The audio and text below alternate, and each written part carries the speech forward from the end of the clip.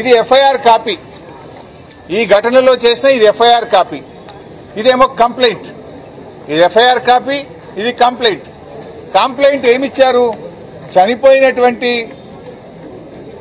జగన్మోహన్ యొక్క కొడుకు యశ్వంత్ ఇచ్చినటువంటి కంప్లైంట్. చనిపోయిన కార్మికుడు జగన్మోహన్ చనిపోతే ఆయన కొడుకు యశ్వంత్ కంప్లైంట్ ఇచ్చాడు.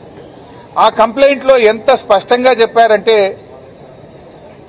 ఈ సిగాచి కంపెనీలో పాతబడిన మెషినరీ ఉండడంతో ప్రమాదం సంభవిస్తుందని ఎన్నోసార్లు మా నాన్న మరియు ఇదే కంపెనీలో పనిచేయుచున్న వర్కర్లు కంపెనీ మేనేజ్మెంట్ కు చెప్పడం జరిగింది.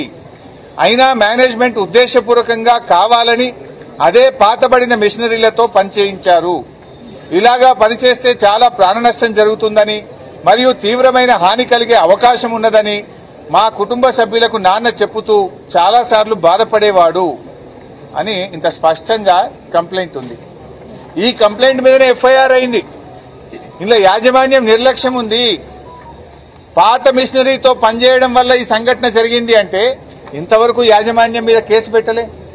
ఇంతవరకు యాజమాన్యానికి సంబంధించి ఒక్కరిని అరెస్ట్ చేసిందా అంటే నేను అడుగుతున్నా, రేవంత్ రెడ్డి ఎవరిని కాపాడే ప్రయత్నం చేస్తున్నావు? యాజమాన్యంతో ఎందుకు కుమ్మక్కైనావు నువ్వు? ఎందుకు యాజమాన్యం మీద కేసు పెట్టలే, వాళ్ళని అరెస్ట్ చేయలేదు? కంప్లైంట్ లో స్పష్టంగా ఉంది. ఈ కంప్లైంట్ మీదనే ఎఫ్ఐఆర్ అయింది.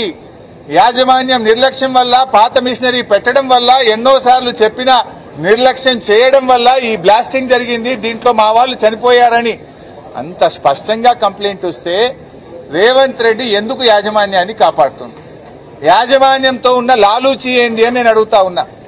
ఎందుకు యాజమాన్యానికి సంబంధించిన వ్యక్తులను ఈ రోజు వరకు అరెస్ట్ చేయలేదు? దీనికి సమాధానం చెప్పాలని చెప్పి కూడా నేను ప్రభుత్వాన్ని డిమాండ్ చేస్తా ఉన్నా.